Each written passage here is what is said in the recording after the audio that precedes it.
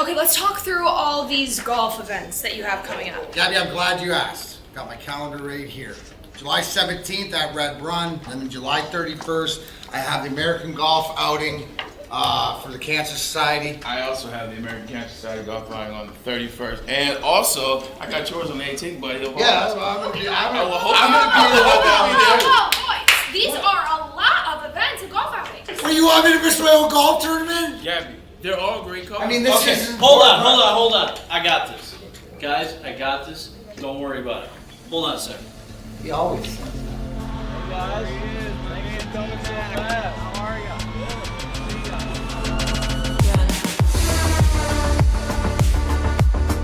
Remember the guys from Randy Wise, right? Sir.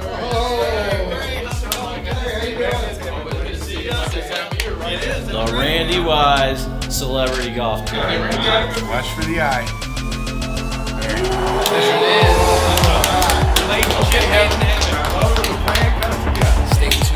It's the Randy Wise Celebrity Golf Tour. Some of the biggest names in Michigan sports. And some, well, not so much. Brought to you in part by Premier Security Solutions, Fairway Packing Company, and Swiss Insurance. Watch episodes at woodwardsports.com.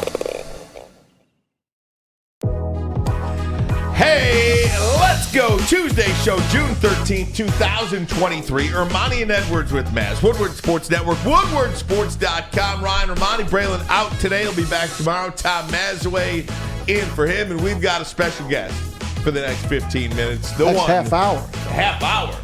He says 15 minutes. I booked the deal with him. The one, the only, the great Terry Foster. T-Foss, how are you, my friend? I'm doing well. You missed the side deal. I got to make sure that I get out of here. I have to buy pillows for our outdoor furniture because the squirrels ate our damn pillows. We got to take care of the important stuff, don't we, Tom Mazawey? Big show for everybody today. We do. Rod Beard will join us in a few minutes here. We're going to chat a little NBA with him. Today is the day the Pistons bring in their next savior. Of course, their head coach, Monty Williams, will be announced later on at Little Caesars Arena. And at 3 o'clock, got a big treat, or an hour from now, for Tiger fans. The great Jim Leyland joins the show live.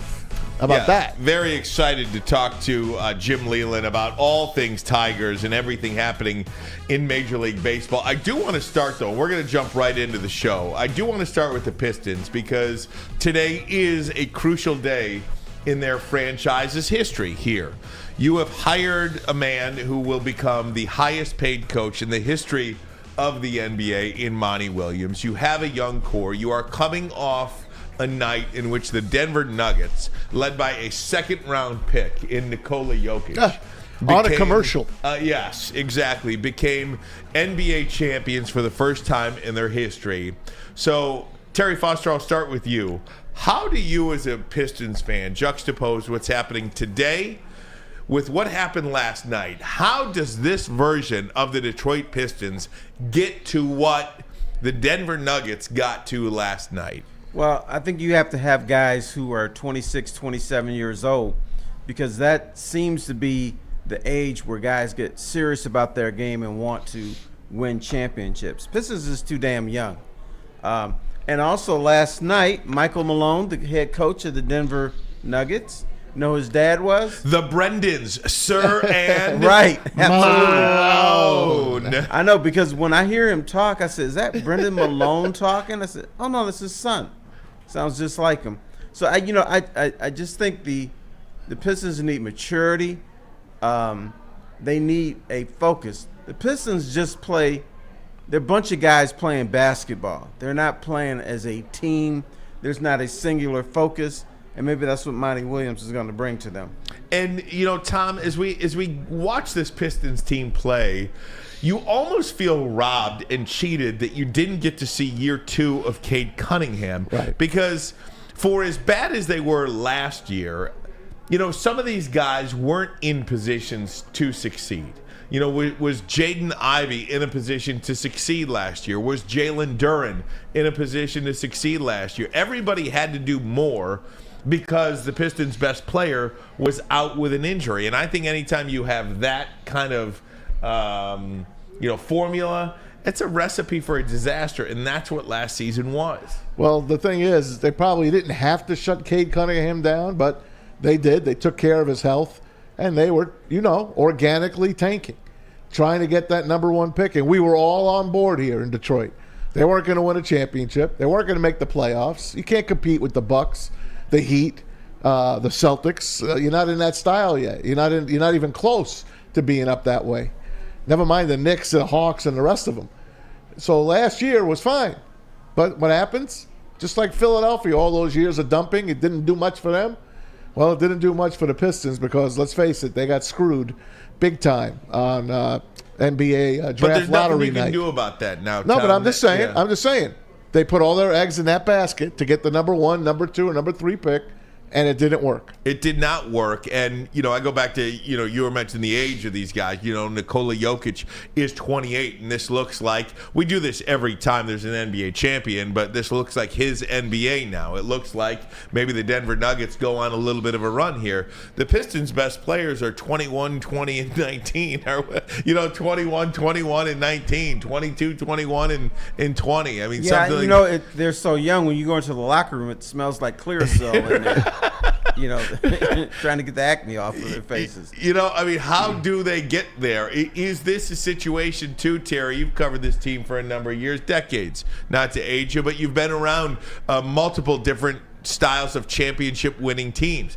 Is this all about this core finding pieces to fit around them, or do they have to go out and really do something drastic? Well, of course they have to do something drastic. And first of all, I don't know if this is drastic. I would not use that number 5 pick. Mm-hmm. That's drastic. I'd say that's drastic. I traded away, and I tried to find a veteran. A lot of teams have a veteran presence. They have some old heads in there who are able to settle youngsters down, because even Cade Cunningham gets jittery and like, oh, my God, the lights get too bright and everything. And sometimes you just need a veteran to settle you down and say, hey, look, it's going to be okay. Just chill out. Here's how you get through these circumstances. And the Pistons definitely need that. So I would find a vet. Doesn't even have to be an offensive player. Mm-hmm. Somebody just comes in, rebounds, plays defense, because the Pistons defense is porous. And I'm being nice when I say that. So that's what I would do. Yeah, and you talk about that defense. That was, it looked like effort so many times. It was almost like they didn't care about defense. They were only trying to put up offensive numbers, and defensively, the team was as bad as anybody in the league, including, let's see, the Pistons' defensive numbers last year. They're not even on this list. I don't have. They're way down. They're way down there. It was an easy night when you played the Detroit Pistons most nights. They won 17 games. There's a couple other players on this team that no one even talks about. Pistons were they were 29th out of 30 teams. Well, there you in go. Defense Towards last the year. bottom. Yeah. You got James Wiseman, who they got in a deal with the Warriors, and there was another team involved in it. I like this kid, and he's a big. He needs the playing time. He wasn't getting it with the Warriors. He comes here. I think he's another piece of the puzzle. I don't know what they're going to wind up doing. Troy Weaver's got his work cut out for him, Terry Foster. He's got to do something because just drafting these young guys ain't doing it unless you got this Victor guy that everyone's talking about, or Scoot Henderson. Yeah, but none of that is happening, of course. And, I knew the Pistons weren't going to get a number 1 pick again. And that's fine because they got Cade Cunningham a couple years ago. But they couldn't get the 2nd or 3rd pick with the season that they had. Right. And I sometimes had conspiracy theories. And I kind of wondered, did the NBA punish the Pistons for tanking? They tanked. I don't think they held Cade Cunningham out, but Bogdanovich, Wiseman, Jalen Duren, when they were injured, I kind of question, could they have come back earlier and played? So I just think a lot of guys were sort of banged up a little bit, but probably could have played. But the edict was, no, we're not going to play him because we're not going anywhere anyway. Right. When you pay a guy over $70 million essentially to take over your franchise, that means something. That's a clear signal to the NBA. Even around the NBA Finals, I think it was ahead of Game 4, Adam Silver was asked about that, about coaches in this league making as much money as Monty Williams is making here in Detroit. I think it was 8 years for 72, or could go up to 100 million. Could go up to 100 million, depending upon how many years he's here. Yeah, exactly. How that goes, but what is his first job, Terry? What is jobs 1, 2, 3, and 4 for Monty Williams here in Detroit? First job is to set or develop a culture. What is the culture of the Detroit Pistons? They don't have that yet. Who are they? Exactly. Who are the Detroit Pistons? We don't know who we are. I mean, back in the day, we had the bad boys. We had the going to work Pistons. It didn't always work out, but you knew who they were. This Pistons team, they're just, like I said, there's just a bunch of dudes out here playing basketball. They got some talent out there, but there's not really that give and take trying to mow or row in the same direction. So he's got to establish that. Another thing about paying a coach so much, I keep hearing how he's overpaid and stuff, but if you don't pay a coach, guess what happens? Players will walk all over them. They say, oh, this dude's only making $1 million. I don't have to listen to this jerk. You're absolutely right about that. And not only that, Terry, you do have young players, very impressionable players.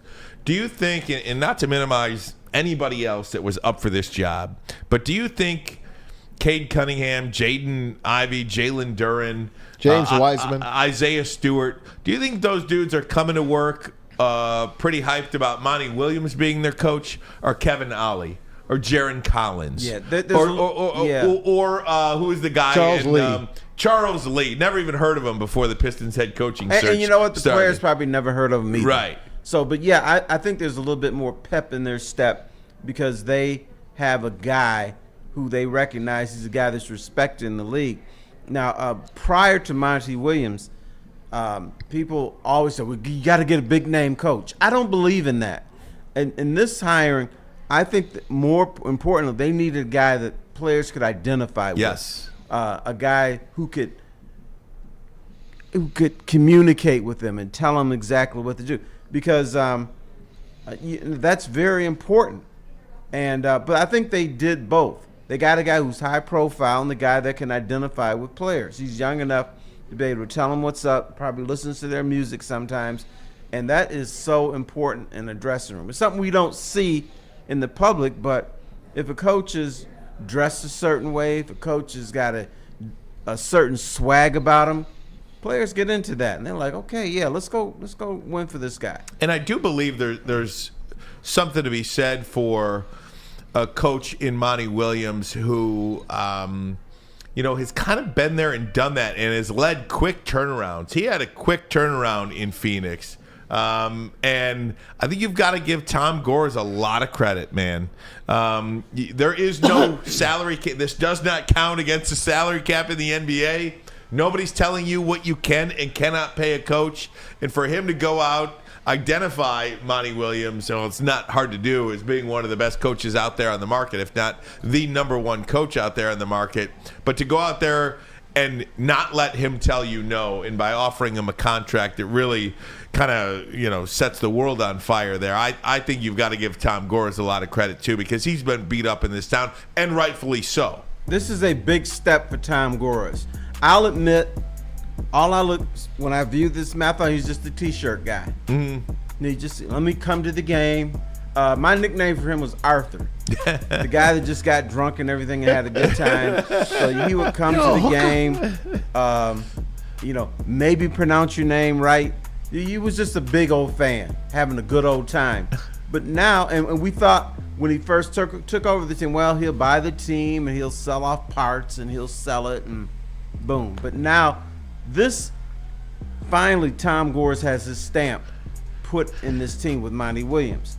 Now, I talked to Tom Gores about hiring Stan Van Gundy, and he did the same thing with Stan Van Gundy. Supposedly, Van Gundy was going to go to Golden State. He was. And then Gores said, no, I'll make you the GM too, which was a huge mistake, but it showed this is the guy he wanted. This is the guy I'm going to get. And as far as Monty Williams, I don't view him as a guy that's making too much money. I view him as a guy where the Pistons said, this is who we want, So we're not going to take no for an answer, and that's very important. Terry Foster is with us. Tom Mazawey here as well. Braylon will be back tomorrow. We're going to have Rod Beard join us for a couple of minutes ahead of today's press conference. Monty Williams being introduced, the next Pistons head coach, and Jim Leyland coming up top of the hour. But first, a message from Dispo. Yes, that's right. The Dispo. Join us here at Woodward Sports and the Dispo family live at their Hazel Park location on June 23rd for Ermanni and Edwards and the Woodward heavyweights from 2 p.m. to 7 p.m. Come hang out and come prepare as the Dispo Dispensary takes your cannabis experience to new heights. Located at 634 West 9 Mile Road in Hazel Park, Michigan. We will see you there for Ermanni and Edwards with Mass and the Heavyweights live June 23rd at Dispo Dispensary, your local cannabis plug. Woodward Avenue, the first paved road in America. Woodward Sports, the first sports network born in Detroit and made for Detroit. How would you like to win not one, but 2 vehicles of your choice? One for you and one for your wife, your girlfriend, or your best bud. Get to Lady Jane's today for an award-winning haircut and automatically enter for your chance to win. Courtesy of Les Stanford Buick GMC of Ferndale. Lady Jane's, open 7 days a week, walk in anytime. It's wicked awesome. We are the network for Detroit by Detroiters. Welcome to the Woodward Sports Network. WoodwardSports.com, everybody on YouTube. Go ahead and hit that like button for us. If you are not already a subscriber, please subscribe to Woodward Sports. We currently have crossed the 44,000 subscriber plateau, so we appreciate each and every one of you for that. On our way to 45,000 subscribers here on little old Woodward Sports Network. Yes, sir. All right, Terry Foster in the house. Tom Mazawey as well. Can I be unprofessional for a second? Please. Neil Rule, if you're watching this show, suck it, pal. I'm on the final word again, and you're not. Yes. So Is that that's a competition? Right. Neil, you are welcome here anytime. Neil does a show with you off the air every day. Well, Neil he likes to and I- stick you with Michigan. He does. He had a great discussion today with Sam Flanagan that we'll get into later on in the show. Is it national championship or bust for Michigan? I say no, and I'll tell you why. You want to weigh in on that, Terry? Michigan's never won a national championship. Never. Never. Ever. That's why. great. Huh? Why? Because A, they don't play in the South. B, they're not willing to get in the mud like Alabama and Georgia and Auburn and all those Southern schools. Well, it's They're trying to transformational, do not it the transactional. Michigan way, and it's not gonna happen. It's a transformational experience, not And a you know what? transactional Michigan experience. supposedly got the worst team in the whole Final Four for football and lost to them. Damn. Can't play your best game on that long layoff, Terry. That's right, Terry. Oh, and you know what? Stop it. We'll you talk know to what? Jim Leyland When about that. when I was a youth, the reason The two Michigan Utes. lost the Rose Bowl all the time is because they weren't playing in their time zone. You know, Crown UCLA and all these other teams are playing in their backyards, and so USC. They had all the fans. And then they would say that Washington, which is a 3-hour plane ride from the Rose Bowl, was playing in their backyard too. Steve Entman. You guys always come up with excuses. Oh man, remember the Crown Field in Oregon? The Crown on the field. I hated that field. and I've been there, walked across it. You know, I don't like fields where it's green, then a light green, then a dark green, and a light green. Oh man. Sorry, Terry. I got something for Terry. Yes. Wait, Rod's not on yet, right? Okay. Go back to the 04 Pistons for a second. Yes. When they hired Larry Brown, did you know as a writer that that was the right move? Absolutely. I have a lot of respect for Larry Brown. He's the guy that can get you something short term. But Larry's not going to hang around. Now He just wants to stop by. No, he'll stop by, have a cup of coffee, win you a championship, and he's gone. Now, I still hear and that Larry Brown was fired by the Pistons. That's not true. Larry Brown was, after his first year, he was angling how to get out of here. And I talked to my sources, people who know Larry. Here's what they said. Larry is got to find a way to make it appear as if he got fired. That was before he was quote-unquote fired. He was trying to get out of here. He did the same thing at Kansas, and that's just what Larry does. He's a rolling stone. It's unbelievable. I loved Larry Brown. He was always cordial to us. And anyway. you got to play the right way. Yes. I'm gonna send Rod Beard's phone number to you. You're gonna call him on the phone. Okay. All right, very much. All right. Very good. You call Rod Beard. Terry, just another thought on last night's final. What do you make of where Denver is going now? Is this it seems to be we could be on the cusp of a new NBA. LeBron's getting older, Durant's getting older, Chris Paul's older, Steph Curry is older, James Harden is older. Are we moving away from those guys and now into the Embiids and the Jokic's and the Giannis and this kind of era in the NBA? Are those guys on their way out, and this is who we're left with? No, they're definitely on their way out, but I'm not willing to say that Denver is going to be a dynasty because there's so much happens in the NBA. Nobody repeats as NBA champions anymore. And the thing that we forget about is free agency. Players get tired of listening to their coach. They get tired of each other, and that brings teams down. And so, Denver being a dynasty, I don't know. They'll probably win another title in a few years, but not willing to call them a dynasty yet because there's so much dynamics that go on with the NBA that we don't know about. All right, let's continue to talk about some of those dynamics with Rod Beard. He is, of course, the assistant sports editor for the Detroit News on Twitter at @DetNews. Rod Beard. Rod, we got you on the phone. Thanks so much. And this is a huge day in the history of the Detroit Pistons franchise, Rod. Just quantify for us this commitment made to Monty Williams.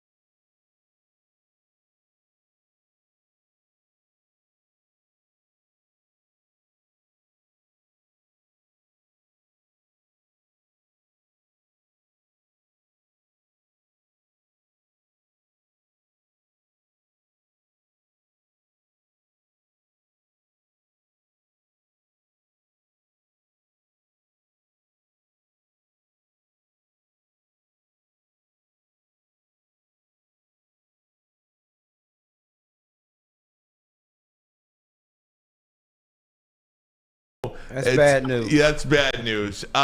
Wait, I hear him. It says Maz has never sounded better, so they're not hearing me either. No, I hear you. We hear you. We hear you fine. Okay. So I'm not sure what the problem is. Some people hear you, some people don't. Nobody hears you. Nobody hears any of us. Okay. Very good. That's awesome. Thanks so much. Hey, Rod, I'm going to let you go. I know it's a busy day, and I'm sorry to drag you into this. We'll catch up. Yeah, we'll catch up, Al. We'll catch up. No worries. Maybe we can try to do this tomorrow. Thanks, Rod. You got it, buddy. Go to your meeting. Okay. All right. Thanks, buddy. Sorry about that. We apologize to the audience for that audio issue. I'm not sure they hear us right now. To tell Well, you the truth. they hear me. They do? So Because they said Maz has never sounded better, so Yeah. that means when they don't hear me. And they that hear- Maybe you're sounded saying better. something intelligent for a Maybe, change. maybe Right. I'm trying. Could be it. I'm trying. I asked you about Larry Brown. Now I ask you, I'm trying to compare it to the Monty Williams hire. It's not the same type of hire because this guy is inherited a high school team. Yeah, Larry Brown job was to put them up to the next level. Larry Brown was to make Chauncey Billups a professional, an NBA winning point guard. This guy here is to build a culture, teach young kids how to play, and and kind of lead them that way. This is play school. This is kindergarten for Monty Williams. And so he's got a different role than Larry Brown. Larry Brown was like, okay, I'm here. They respect my expertise. I'm putting them over the top. And I'm going to be tough and mean, and Chauncey's going to hate me, but that's okay. Do you think he ruined Darko Milicic? No, I think our Darko just couldn't play. Really? Simple as that, right. All those eyes on him, all those experts, You know what- except you your know- guy, you know what I Kissimmee. told- that was the only guy that didn't know. You know what I was told? That someone in the Pistons front office got paid off by Darko's agent to convince Joe to draft him. Wow. I think Larry Brown even said recently that he had an assurance that they were going to draft Carmelo Anthony. Yeah, Right. Carmelo thought He was surprised as well. Another thing I was told, Pistons didn't see him play. Wow. So I don't want to hear all Tony this stuff. Ronzoni? Huh? Tony Ronzoni was that guy. Right, Tony Ronzoni. They didn't see him play. They worked him out, and from my understanding, Darko, if you work him out, he looks tremendous. But you put him in a game, and he can't play. he can't play. Hey, Terry, just NBA as a whole went from, really let's pick it up with Magic and Bird. Yeah. Then it went to Michael. Then it went to Kobe. Then it went to LeBron. Who's it going to now? I mean, LeBron and Steph. Well, you did what everybody does. You skipped Isaiah Thomas and the Pistons.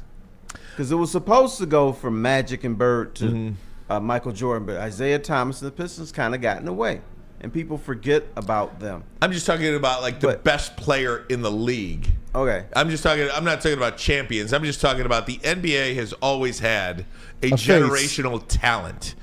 Somebody that is so far and above that puts the league on its back, like Magic and Bird did, and then Jordan, and then Kobe, and then LeBron, Steph Curry to a certain extent, but LeBron is the guy in this era, I think, anyway. Who's next? I think the media so badly wants Joker to be that guy. Uh-huh. I mean, I've already heard that he's the best center in NBA history, which I don't buy. But they want to promote this guy. I think Giannis is another guy that can take his game to a different level. And it's going to be between those two. It's going to be foreign guys now. Yeah. Well, if you look at it, you've got Jokic, you've got Luka Doncic, you've got Giannis Antetokounmpo, you've got Victor Wembanyama. Who am I missing? I mean, I'm missing somebody, but those are the big ones. I think that guy could be Luka Doncic, but he's got to lose a little bit of belly fat. We all got it, but I think Luka, if he gets in better shape, in his better condition, he can be that guy. Because I like players that can play all 86 feet of the court. He's a very good passer, and he's a guy that can get off any shot he wants. Now the job is to hit all of those shots, and the job is to be in condition where you can finish out a season and carry your team to the next level. I think he's going to be the guy, not Joker, but I think Luka's going to be that guy. You got one more or you don't got one more? You got to go get some pillows. You got one more segment or you want to get some pillows? I got to go get some pillows. You got to go get some. He's Mama, got to get some pillows. I don't want to get in trouble. Those with aren't Mama. pillows. Nah, the stupid squirrels ate our pillows. Got to get the damn pillows. What makes you think they're not going to eat the next ones? Because we're going to put tarp over them. Okay. Good for you, Terry Foster. We will take anything we can get from the All right. legend himself, Thanks, T. Terry Good to see you, man. Foster. Great You to too. see Haven't you, seen this you young guys in a man while. here. You look I great. know. You look We'll great. see you Well, soon, you my said friend. to all the guys, but thank you. No, anyway. I mean it. Okay. Very good. Thanks, Terry. We Y'all be appreciate it. Guys, we're talking Lions next, and then we'll get into the Tigers top of the hour with Jim Leyland. He will join us coming up. Hopefully they'll be able to hear him. But first, a message from Fairway Packing Company. I'm heading to Fairway after I get off the show because I'm going to go buy some pork chops. Ooh. They have the best pork chops ever. And I'm getting pork chops tonight because on Friday, we're going to be live there where I'm going to pick up my steaks. To perfection. To perfection. You have an opinion? Make sure it's seen and heard. Corner, jumper. Tweet us, hop on the YouTube chat, slide in the DMS at Woodward Sports on all social media. Introducing the Planet Fitness Guide to getting that post-workout glow. Step 1. What's your why? More epic energy? Better sleep? Blow off steam? Step 2. Join Planet Fitness for just $10 a month and get moving in our clean and spacious clubs. Step 3. Bask in that post-workout glow. Join Planet Fitness today for just $10 a month. Join today at any of the 50-plus Detroit area locations.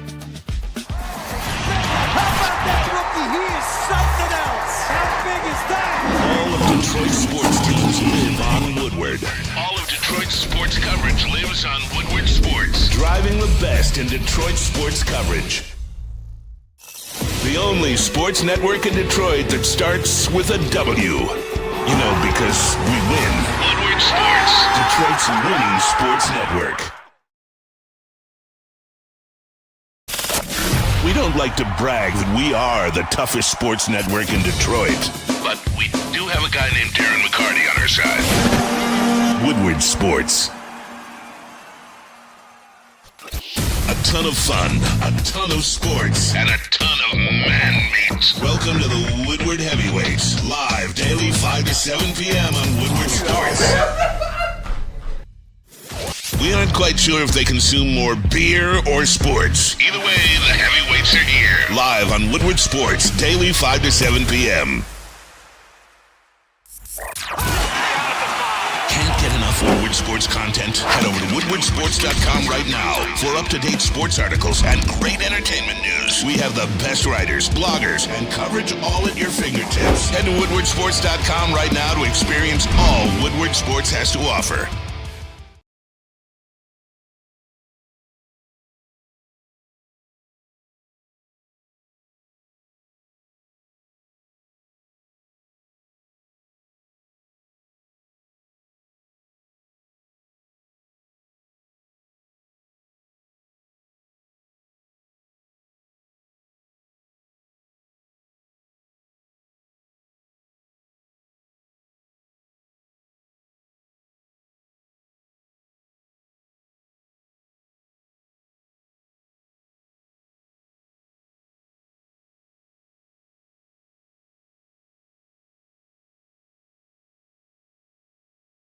Silence intervals for ads. No audio again for the studio. Maz Chaplin. Audio is dead. What up, Doe? WTF? That is talking about whatever right now. This is lip service. You want to do rock, paper, scissors? We're going to play I rock, don't paper, want to play scissors. rock, paper. You I don't even know how to play. Odds and evens. Odds and evens. You want to play odds and You evens? want odds or evens? It's back now. It is? Okay. Let's do odds and evens. I'd rather play odds and evens. You'd rather play odds? Okay. I'm Tell odds. the people how you play odds and evens. Well, it's odds. We apologize for all of this, guys. I don't know what to tell you. But right now, what we're going to do is we're going to play odds and evens. All right, I got odds. So you throw a 2 or a 1 out, and 3 wins it. What do you want to play? I got to? odds. You got odds. Yeah. I got evens. Once you get 3, you're a winner. Okay, 3. Yeah. So okay. you go 1, 2, 3, What do shoot. I have? You have evens. I have evens. So you're throwing a I 1 know or a what 2 you're talking. out. You throw a 1 or a 2. Okay. Okay. 1, 2, 3, shoot. Okay. Ready? Yeah. 1, 2, 3, shoot. That's odds. Evens. That's yours. That's me. 1, 2, 3, shoot. Odds. Odds. 1, 2, 3, shoot. Oh, okay. One more. 2 to 1. Ready? 1, 2, 3, shoot. Even up. This is the winner right here. This is the winner. This is the winner. Hold on. Oh, the chat can't even see. You gotta do it here because they can't even see us. Okay, ready? Like, do it right in front of the camera. All right. Ready? 1, 2, 3, shoot. Oh! You won. I won. Evens, baby.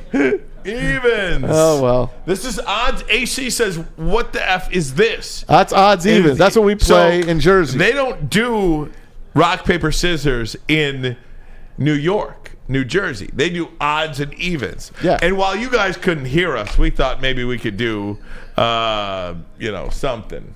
We'll try to get it fixed for tomorrow. I don't know what to do, guys. We'll just talk, and if you hear us, you hear us. Are we If you on don't, right you now? don't. Let's see. I don't. They can freaking hear. know. Okay. Mike G says he can hear. Very good. Okay. Someone said I cheated. Stint said I cheated. Okay. Well, someone put the air conditioner on too. All this technical problem has just sucked the life out of me out here. JB, we throw that air on over here. It's so friggin' hot in here now. You know who's the luckiest guy right now? What is it? Braylon. Oh, God. Braylon is the Braylon won lucky. today. Yeah, he's the winner. Braylon today. is the winner today. Again, a big winner. Big winner. Chad Fisher says, had to dumb it down 2 movements instead of 3. Instead of odds rock, and evens. paper, scissors. I got you. Oh, my gosh. What can I tell you, man? It's Right. easy. All right. Very good. I wanted to stick with basketball for a second. Okay. All right. The New Orleans Pelicans, guys. Mm-hmm. Fly, Pelicans, fly. Fly, Pelicans, fly. From what I understand, and a lot of people are saying this, but especially the Athletics insider and Shams Charania. And he knows what he's talking about. He says the Pelicans are trying to move up. Where are they? They're picking 14th. They are going to move up into the top 3 to try to get Scoot Henderson from the G League. Well, they've got all that draft capital, right? Yeah. So what I'm trying to say is the Pistons. I know it. The Pistons are not right. So put something together and get into that top 3 and get the player you want. I don't know what it's going to take. Do you want to get younger, though, is the question. And I think if one of those 2 players if one of those top 3 players are an it guy, then yes. So would you trade like Jaden Ivey and 5 for Scoot Henderson? If that's who they want. Yeah. Yes, I don't know the difference between any of them, except Victor I know is the unicorn. Then you got the kid from Alabama, Brandon Miller. And then you got Scoot Henderson. And then after that, you heard everyone. The ceiling, the floor drops. So you want to get into that top 3. I don't know what the hell Troy Weaver's got to do. I believe he can do it. I believe you roll the dice. It hasn't worked. And go and get one of these guys if supposedly they are one of those type of players. I hope you understand what I'm talking about. I do. Well, you're trying to make the team better. And the one thing about having Monty Williams have the security that he has is the long game. He has the benefit of really not having to rush this thing at all. I mean, everybody is aware that they are now on their 5th or 6th rebuild of the rebuild itself. And now they have all these young players, and you saw with Jokic, a 28-year-old player who wins his first NBA title. You know it's with a lot of help. Yeah, with a lot of help. And let's just say that Cade Cunningham grows into that. That's another 6 years before you're competing for a championship. Right. Maybe even another 7 or 8, really, because you've got to let the guys younger than him get up into that higher 20s age range. Yeah. You know, and are you going to keep that core together for the next 7 years? Are you going to keep those 3 players together? Are they going to want to be together for the next 7 years by the time I don't want you to forget about James Wiseman. He's 25 years old. He's still a kid as well. They're all kids. Yeah, but I'm just saying, no one ever brings him up. He's the wild card on this team. I'm telling you, that guy can play. Well, it'd be nice if they could get, a couple of more guys that play, but it's not just about guys that can play. It's about having guys that can play with a superstar. Because last night there were 5 Detroit Pistons on that team. 5 of them. Really 4. I mean, DeAndre Jordan was traded to Detroit, but he was bought out. Right. It's 4. It's 4. You had Kentavious Caldwell-Pope, Reggie Jackson, Ish Smith, and Bruce Brown. Yep. And if you look at the roles that those 4 players, when they played, had in Denver compared to what they were asked to do in Detroit, it's not even in the same league. No. I mean, Reggie Jackson was asked to be a starter, like the next Isaiah Thomas, leading the way with Andre Drummond. Kentavious Caldwell-Pope was supposed to be the next Rip Hamilton, the best mid-range guy in the league, one of the best lockdown defenders in the league.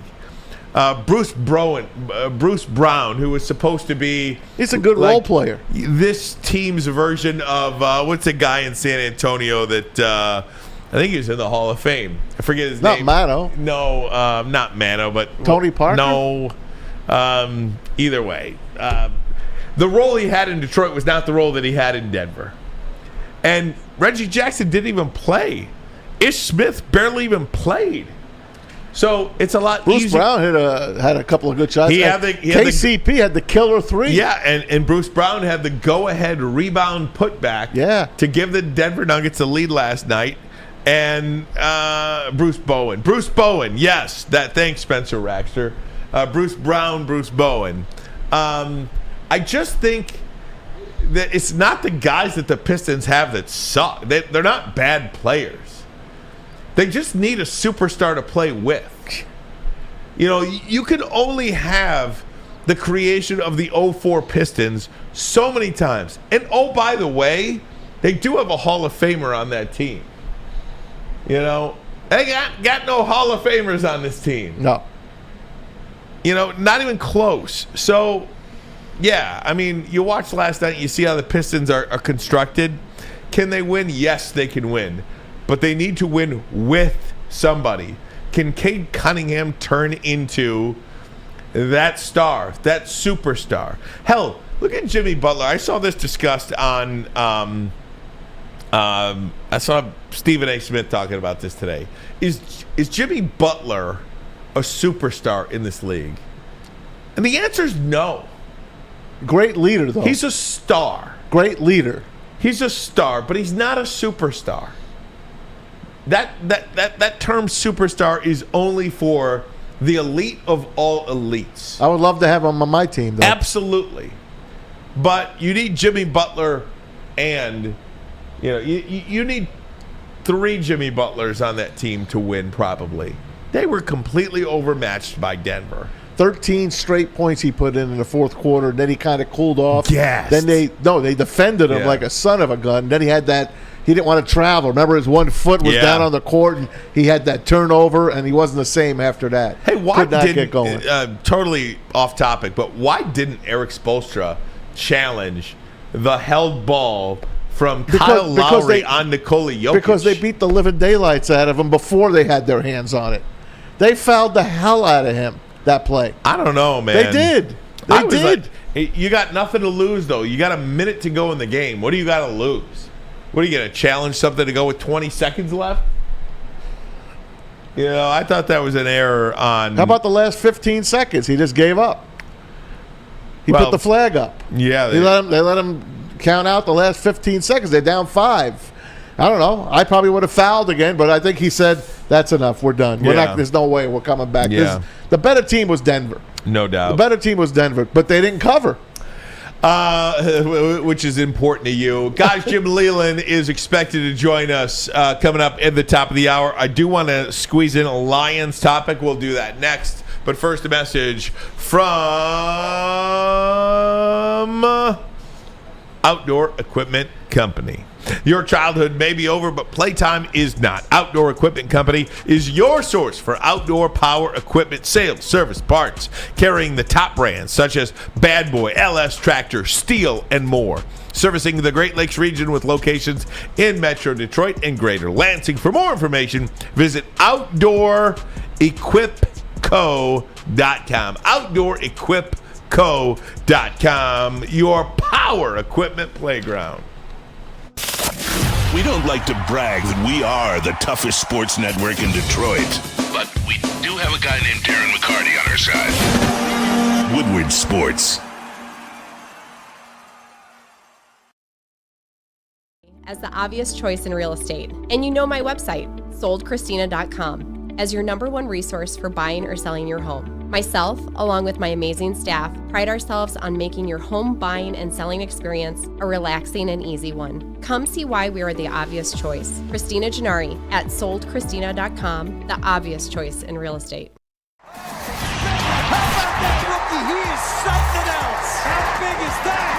of Detroit's sports teams live on Woodward. All of Detroit's sports coverage lives on Woodward Sports. Driving the best in Detroit sports coverage. Hey, welcome back, WoodwardSports.com. Hit that like button for us. Maybe not today. Maybe not today. We'll take it, We'll take it, though. If you got one for us, great. If not, we understand. Having some technical problems today, and we certainly apologize for it. Man, my hair, I can't believe I work at You look good. hair studio, and damn. I think you look good. Thank you. I think you look good today, Maz. This light is killing me. You know why? I'm bald as it is. The light is killing you? The light hits my head, and it just whitens me completely out.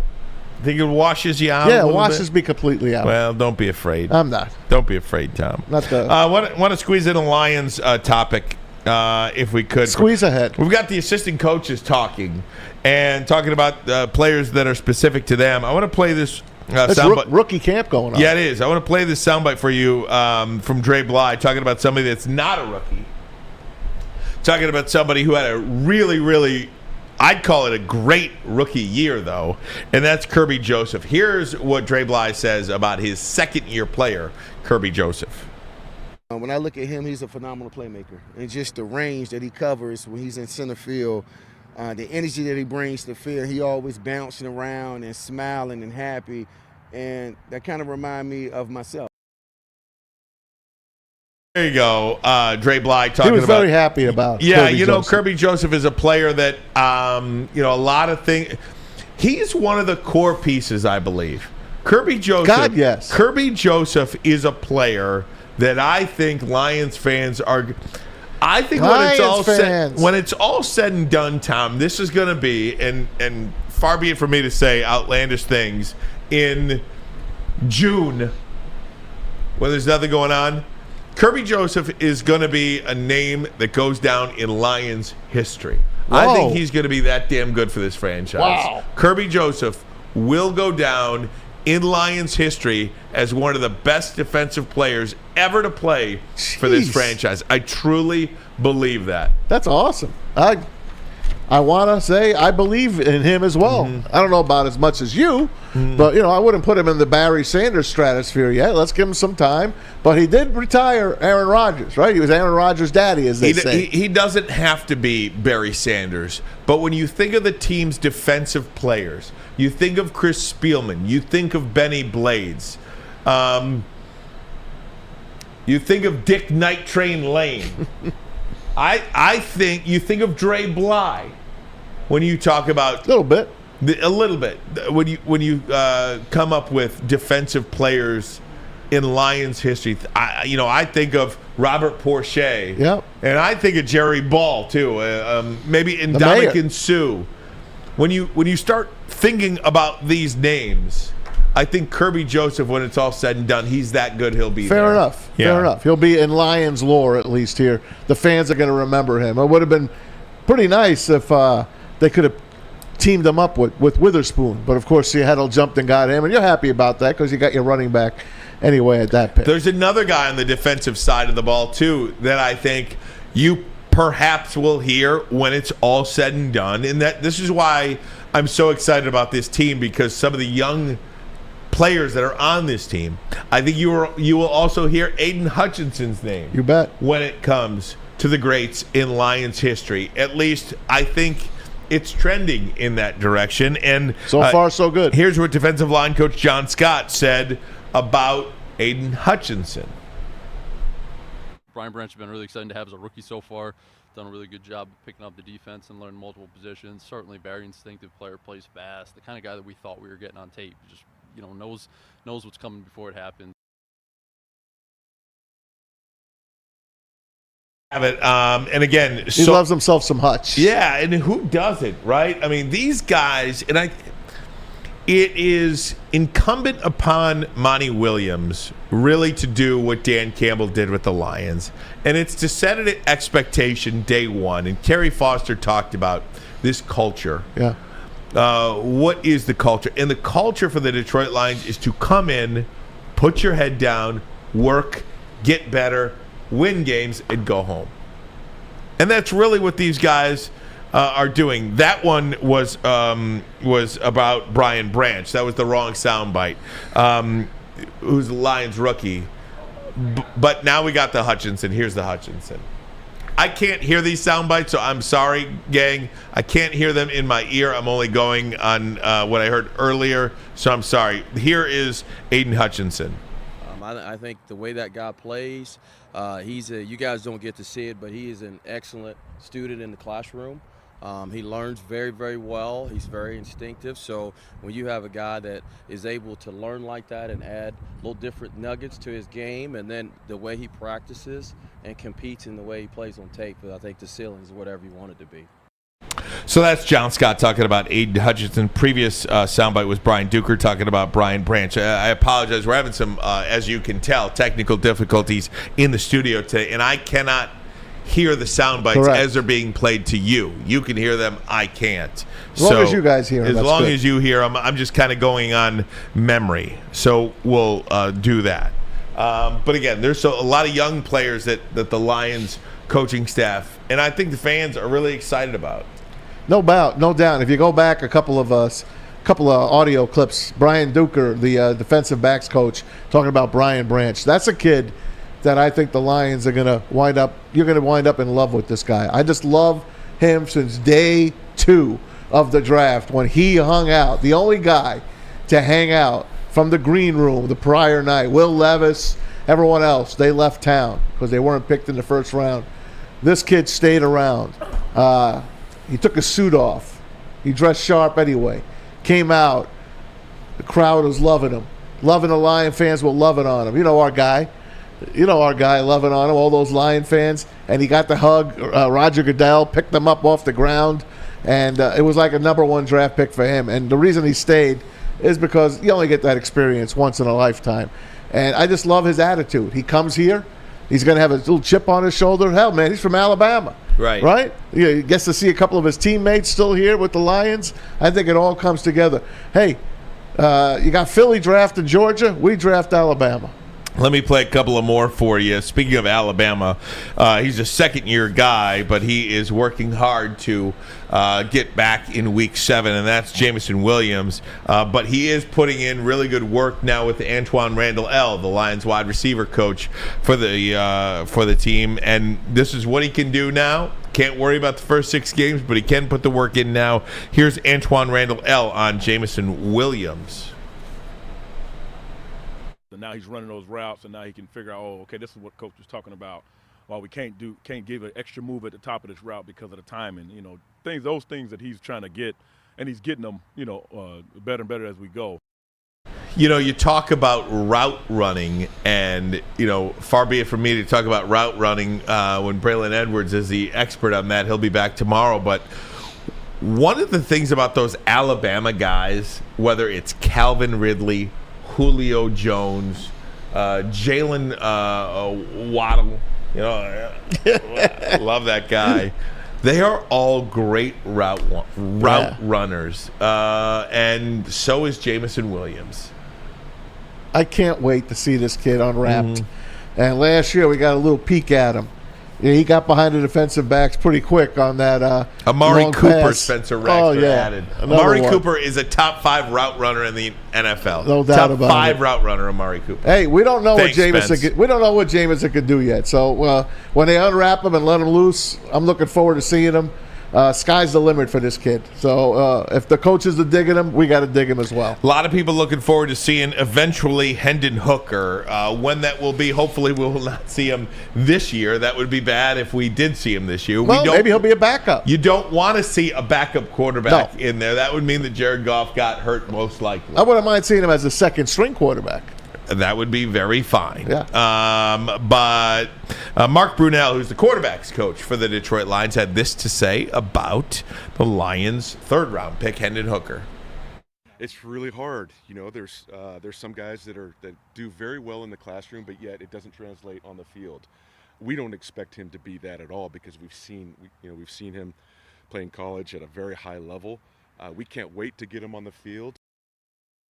Pretty hard to determine what Hendon Hooker is available to do now. He's barely planting and throwing passes, but I think just being around him and seeing what he was able to do when he was healthy at Tennessee, Lions got a good one, and I've said this around draft time. I think if Hendon Hooker did not tear his ACL, he would have been a top 5 pick in this draft that you got essentially in the third round, and you now have a couple of years to wait and see how he develops, how he will perform at the NFL level. No question, man. But we really don't know where he would have been drafted, but a definite first-round pick.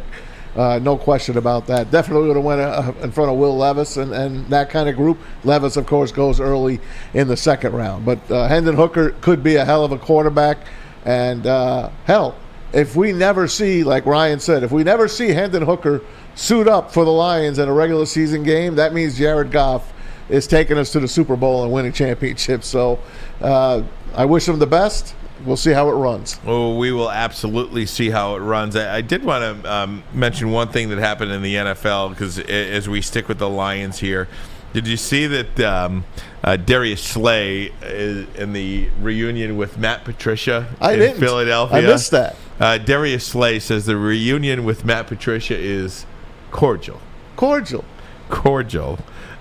Is that great or what? I hope he ruins their whole defense. It's another day at the office. Slay was at Calvin Johnson's golf outing yesterday. That's where Braylon was, and told the Detroit Free Press that it's another day at the office. We both got the same goal, just going to go out there and compete, win a championship. So that's the main focus. Darius Slay. I mean, really, was this guy that good that Nick Sirianni had to go and hire him? Is he really that good? What am I missing? The Lions one-on-one. The Lions, Patricia's first one-on-one encounter with Patricia was that Slay's first one-on-one encounter with Patricia was that Patricia told Slay he wasn't elite. I'm like, huh? I'm trying to see where he's coming at. He said I wasn't an elite corner and that I'm not in that category. I was coming off an all-pro year, 8 picks. That told me right there that he didn't have no respect for me. He told me I was a good player, but then to tell me what I'm not. So I just said, okay. I just took that on the chin. I said, okay, that's cool. Then I bounced back. To back-to-back Pro Bowlers on him, let them know how elite I was. I love it. So great. And by the way, he's only one of the best cornerbacks in the league now. Yeah.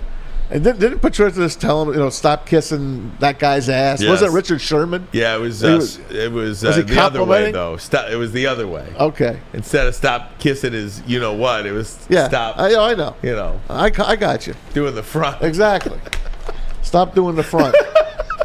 Stop doing the front on Richard Sherman. Right. Oh, God. You got to have some pair, man. I mean, if you think about the Philadelphia Eagles, though, and we talked about this, Maz, I mean, it's been almost a decade since there was a back-to-back winner in that division. Matt Patricia makes them worse.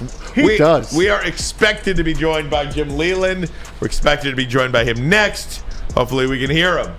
But first, a message from Les Stanford Chevrolet Cadillac Buick GMC, a trusted name for over 50 years. Les Stanford Buick GMC, same great service that customers have come to know. You can go check them out on Woodward, just south of 9 Mile. And, of course, looking for a Chevy or a Cadillac, Les Stanford in Dearborn on Michigan Avenue, where it's been for the last 55 years plus. Find the brand you want under one umbrella, LesStanford.com. LesStanford.com, as Spencer Raxter says, find new roads. Find them. That was my line. I love Woodward Sports? Love wearing clothes? Then you should be wearing Woodward Sports clothes. Check out our full line of merch at woodwardsports.com. Just click on Shop. We have all your favorite designs, like Dan Campbell kneecaps, Woodward Golf, and of course, our own logoed out merchandise. Men, women, infants, kids all love Woodward Sports. Impress your friends. Impress your boss. Impress your dog. Buy Woodward Sports merch today.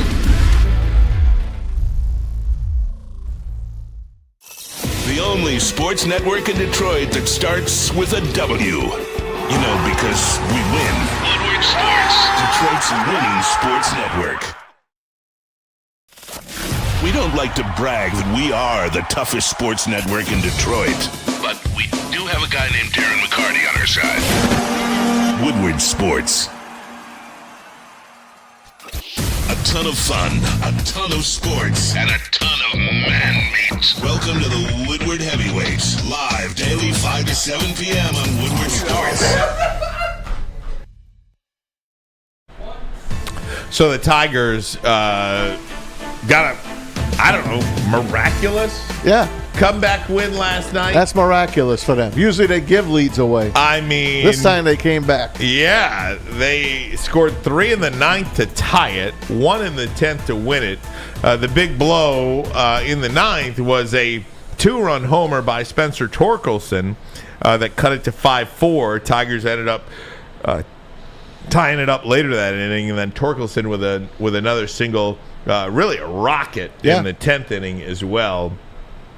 So he helped them get a win, their first win in the month of June. Isn't that something? They had lost 9 straight, 3 straight series, and they beat one of the best teams in baseball in the Atlanta Braves. So now you got game 2 against the Braves tonight, and we'll see if they have a little bit more luck going their way. All right. Speaking of going their way, going our way, we're just excited as all get out here to get Jim Leyland on the phone. Former Tigers manager from 06 to 13, 3-time Major League Manager of the Year, 2-time AL champion. The great Jim Leyland. How you doing, Jim? Thanks for the time, my friend. Okay, guys, you got it. Thanks, Jim. Hey Jim, how closely do you follow the Tigers? Do you watch them every night? What do you think of this new regime, Scott Harris, what he's done with this ball club, and are you able to gauge kind of what direction he wants to take this franchise?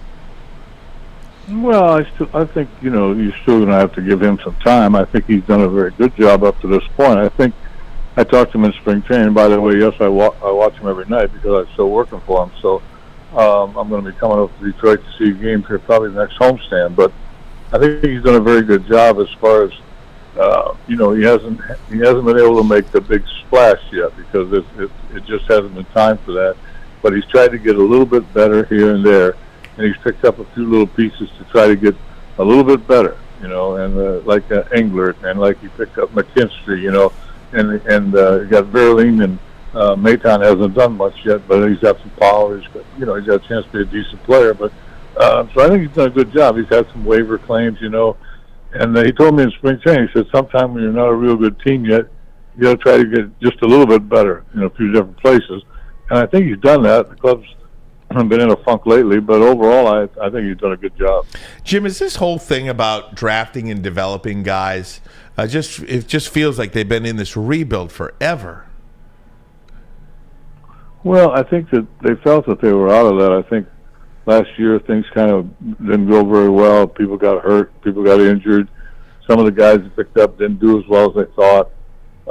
So, I don't really know if it's a rebuild or not. I mean, I agree with that. There are times when you got to say, hey, we're really not in a rebuild anymore. It's time to step up and do something. And of course, we're waiting kind of on guys like Green and Torkelson. Green's been pretty good so far. Torkelson hasn't really hit stride just yet, but he hit a big home run last night, drove in a winning run. He's a guy that I think's got a chance to be a star, and I think Green does too.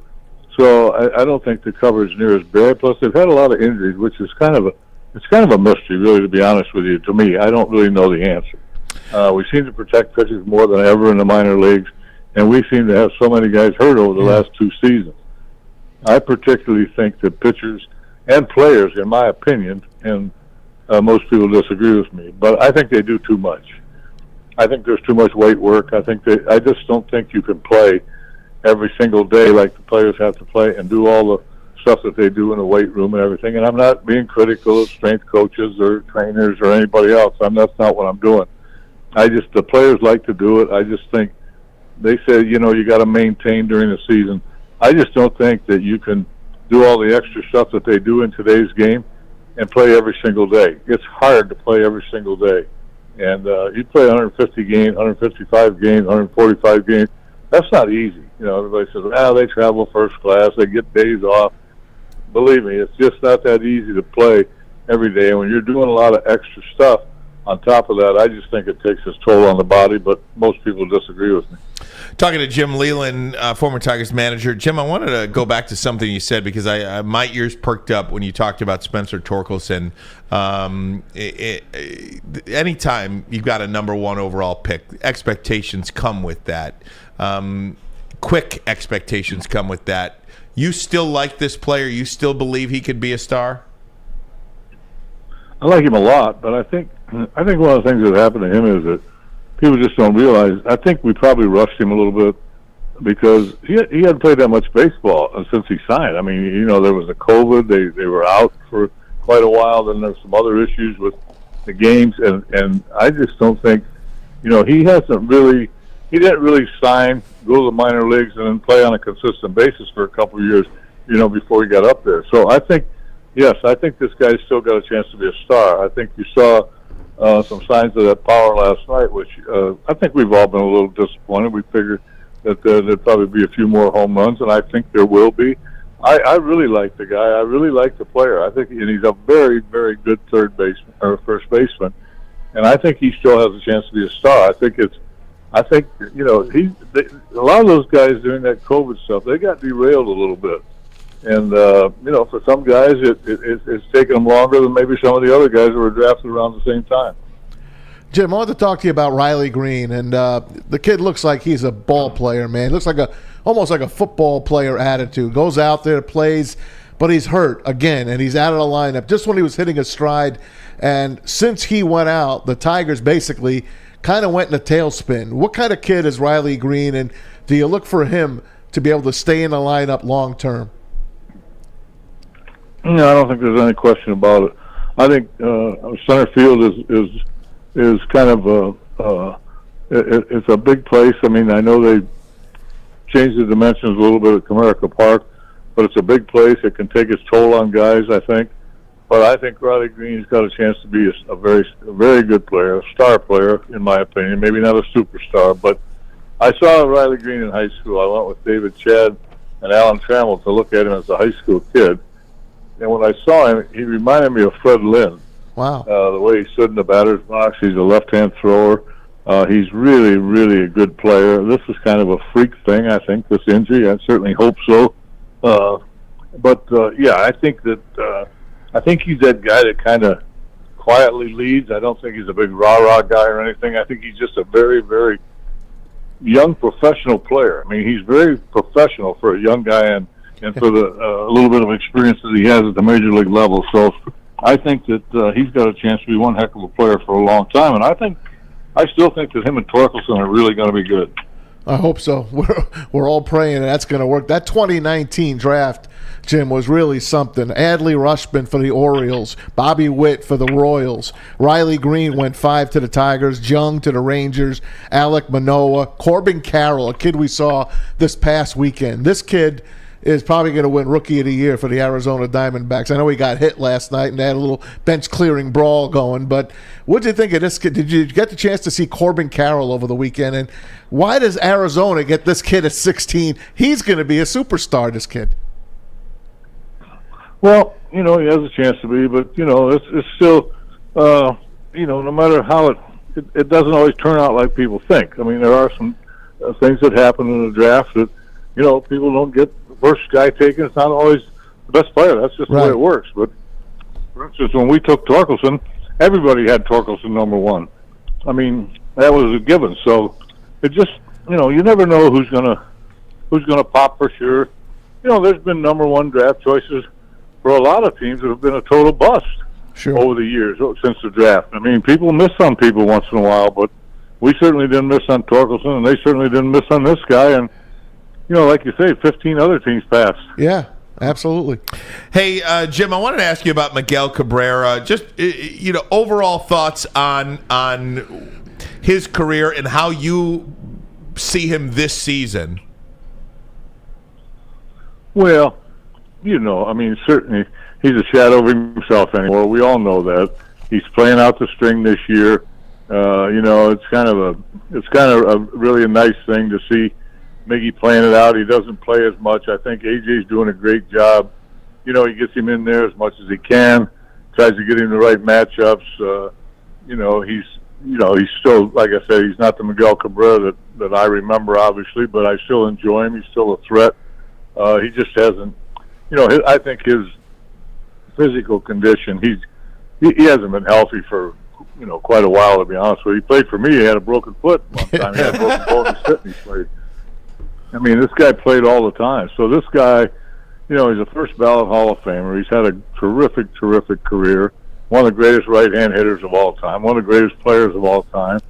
And sometimes, that last year or so can be a little bit tough. I know Earl Weaver told me when I started managing, he said the toughest job you're ever going to have to do is winding down a superstar because it's tough. You remember him as a MVP, a Triple Crown winner, and all of a sudden, Father Time catches up with him, like it did with Willie Mays and a lot of other guys. Yep. And it's kind of, I don't want to say it's sad. It's just realistic. I was in New York. I grew up in Jersey, so I was in New York when Willie Mays played that '73 World Series, and it was against the A's, and the Mets took him 7 games. But I felt awful as a Willie Mays fan back then. The Mets wound up losing that in 7 games. Speaking about the Mets, Skip, I wanted to ask you about 2 guys that probably are near and dear to your heart: Max Scherzer and Justin Verlander. Max goes tonight. It's the Mets and Yankees. They want to run Buck Showalter and the Mets out of town right now. And, of course, the Yankees can't really even get first place in that AL East. Tampa Bay is such a damn good team. What are your thoughts right now on the 2 40-year-olds making $100 million and their careers up to now and going forward? Well, it's funny you say that. They were just in Pittsburgh to play the Pirates, and I went down to the stadium. They texted me. They texted me and asked me to come down and see them. So cool. I went down to see him. I had great conversations with him. Had both of them together. We got in conversations about our time with the Tigers, and certainly got complimentary of their careers, and certainly what they did for me when I was manager of the Buccos. They're going to be 2 of the best of all time. There's no question about that. They are already, and it's just a matter of when they get done and wait till 5 years to get into Cooperstown. Yep. So there doesn't need to be much more said about those 2 guys. But it was so wonderful to see them, and they were so cordial. They were so complimentary, and they made an old manager feel pretty good, I can tell you that. I want to ask you this, and this might be a tough one for you to answer, but go back to 2013, your last year with the Tigers, and then Brad Ausmus took over, and they wound up losing to the Orioles. The Orioles and the Tigers at that point kind of fell off the map after that. The Orioles right now are one of the best teams in baseball, and the Tigers are still treading water. I just wanted to ask you, if the Tigers had held those guys over and maybe not broke the team up, J.D. Martinez, and I can go on and on and on with this team, how long could they have been competitive? Can they have been competitive in this last 9 years holding on to those guys? Well, they might have been, competitive if they'd have hung out for a little bit longer, but time catches up with all of you, and certainly the payroll is going to catch up with everybody at some point. If you look at the Mets right now, their payroll may be the highest in baseball or close to it, and they're not really doing very well right now, to be honest with you. No, I think they will. Buck Showalter is one of my favorite managers. He's a great manager, but they're struggling. They've had some injuries, and you just never know. They lost Alonso now, and they had the unfortunate thing with the WBC with Diaz. So sometimes your best made plans just go astray, and they don't things don't go right. So I'm pulling for Buck and certainly Justin and Scherzer, to get in the thing. But who knows? But we might have stayed competitive for a little bit longer. But you gotta have a turnover, and I think we're all disappointed that it hasn't happened a little sooner than it has. But we felt like going into last year we had a chance to win a division, and things just went crazy. I mean, people got hurt. The Meadows situation, the Rodriguez situation. Baez didn't have a very good year last year. So I mean, sometimes your best plans just don't go right. But I can't disagree. I think it's taken us a little bit longer than we would like, but I think they will definitely get there under Scott Harris and A.J. Hinch's leadership. They're both very, very bright baseball guys, and I think. But at the end of the day, and I say this all the time, and I'm not picking on anybody. At the end of the day, this is about players. Yep. Players have to perform, and our players need to perform a little bit better than what they have up to this point. And that's not a criticism; that's just a fact. And I'm glad you mentioned that. And you mentioned Javier Baez, Jim. How would you manage this guy? I mean, it's like he's a completely different player than the one they expected when they signed him last year, and he's really given them not much. And again, not a criticism. It's just they need this guy to be a certain type of player, and they just the Tigers haven't gotten that from him. Well, he was surrounded by a few more veteran players, even though they were young. I guess we could call them veteran when they were with the Cubs. This guy was a shortstop on a World Championship team. This guy is a huge talent. And I know sometimes people get tired of hearing about that, but this guy is a very, very gifted baseball player. And, whether it's just taking him time to settle into Detroit or maybe, the expectations are so much for him to just take charge of the club. They had other guys on that Chicago club like Rizzo and people like that could carry the load as much as Javi could, and maybe he's put too much pressure on himself, to carry the team, because this guy is really, really a good baseball player. He's a terrific talent. The ball jumps off his bat, when he makes contact, stays in the strike zone, the ball jumps off his bat as good as anybody.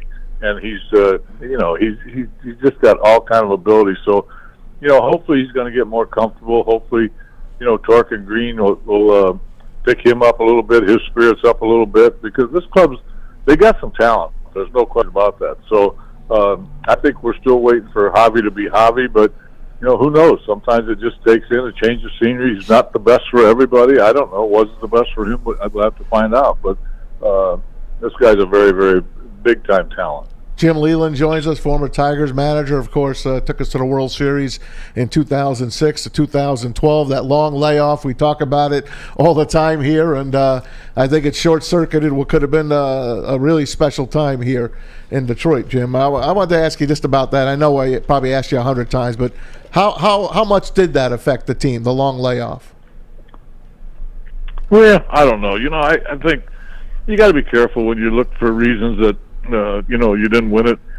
Certainly had a good enough team to win it. I won't say we were better than those teams, but I will say we were certainly good enough to win the World Series. We didn't do it, so shame on us. We have no excuses. We have no excuses. And, I don't know. I think it does affect hitters when you're off that long. I don't think there's any question about it.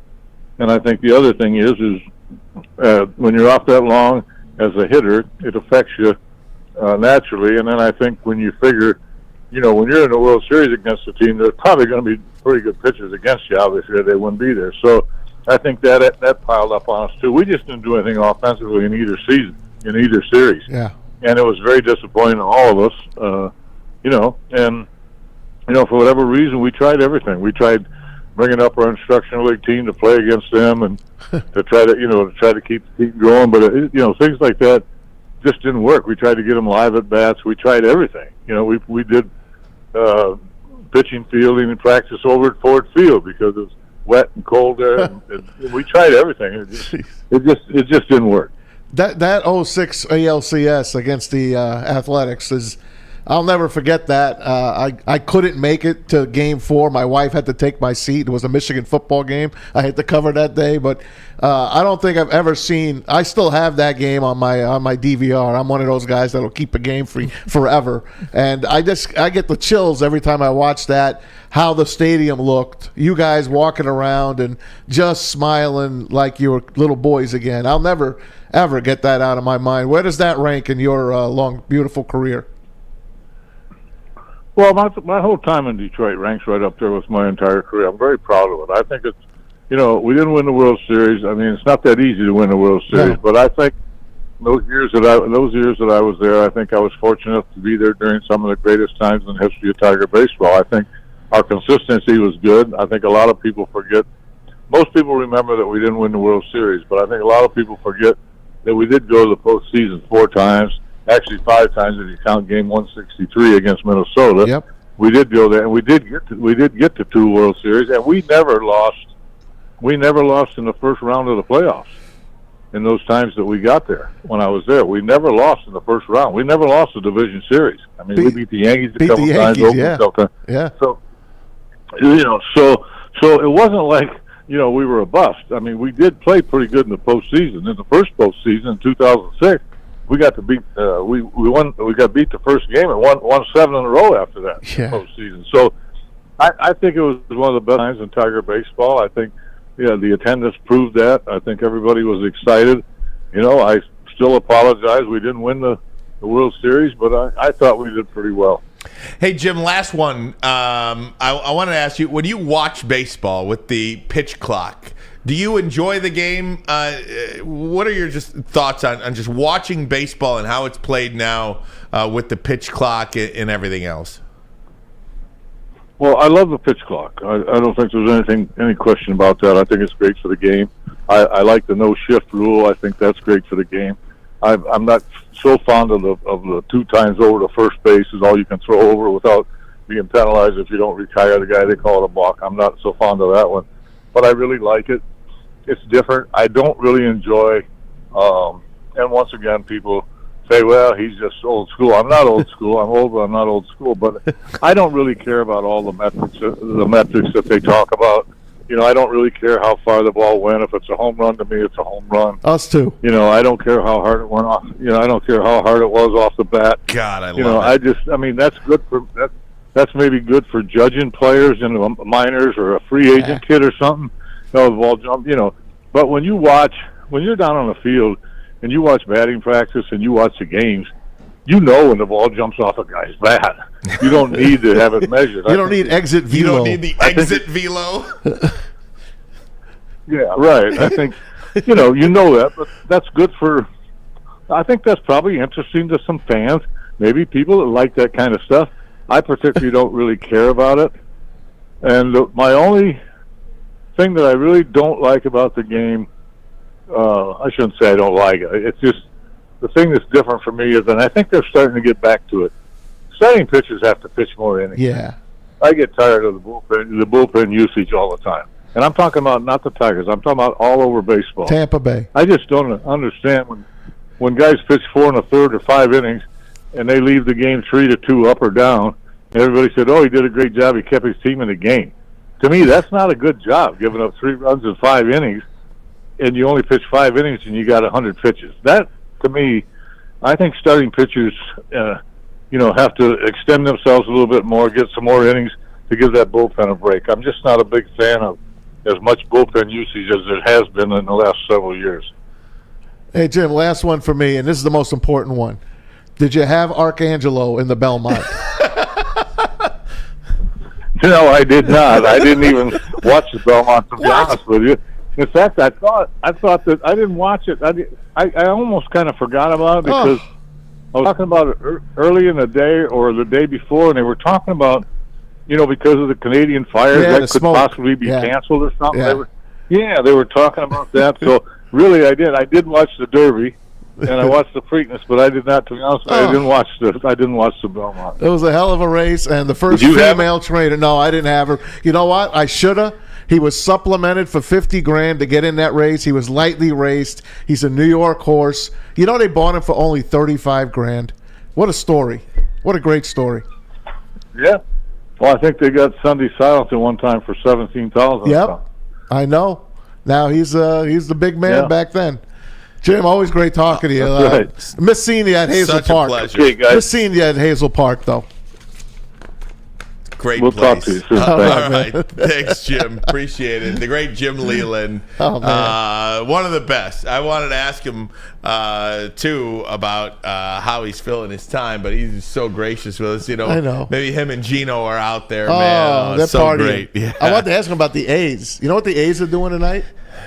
I Yes, love it. I'm gonna Let's tell you talk about it. about that Yes. coming up next. This is the greatest thing from a fan base in the history of sports, and I do not undersell that. But first, a message from Planet Fitness. Yes, it is time for Planet Fitness. Now, we all know them as your judgment-free zone where you can work out for just $10 a month. But as of right now, Planet Fitness is thrilled to allow high schoolers ages 14 through 19 in the U.S. and Canada to work out for free all summer long, all the way up till August 31st with their Planet Fitness High School Summer Pass. Teens can register as of right now and gain access to the club all the way up until August 31st. But there's more, because Planet Fitness is giving away over $200,000 to high schools and students. Teens who sign up for the High School Summer Pass can help win a scholarship for their school and participate in a TikTok video contest for a chance to win academic scholarships. Visit the landing page for more information and legal disclosure at pfsummerpasscontest.com. It's Planet Fitness, where your fitness is essential. Can't get enough Woodward Sports content? Head over to woodwardsports.com right now for up-to-date sports articles and great entertainment news. We have the best writers, bloggers, and coverage all at your fingertips. Head to woodwardsports.com right now to experience all Woodward Sports has to offer. At work and at home, we're there with smarter security solutions. Featuring complete automation with customized alerts and more. For over 90 years, we've been the company that's been counted on to protect what matters most, all with personalized service and care. Right now, for a limited time, receive a free video device plus free installation with a new home system. Guardian Alarm. We protect Michigan. Big Boy Strawberry Fest has officially arrived, and we're here to show you the very best flavors of the season. Satisfy your sweet tooth with our deep-fried vanilla Oreos, strawberry hot fudge cake, and a slice of our classic strawberry pie. But that's not all. Cool off on a refreshing summer splash salad, or savor the flavors of our chicken Caesar wrap and strawberry bacon chicken wrap. And for breakfast lovers, don't miss out on our strawberry hotcakes or our mouth-watering red velvet waffle. Strawberry Fest is something for everyone. Celebrate the sweet season with us at Big Boy. We are the network for Detroit by Detroiters. Welcome to the Woodward Sports Network.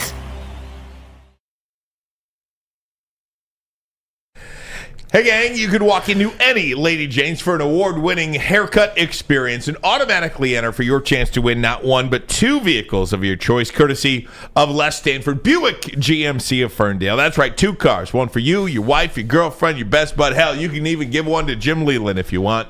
Lady Jane's, it's open 7 days a week. You could walk in anytime. It's wicked awesome, and we cannot thank Jim Leyland enough for the time he spent.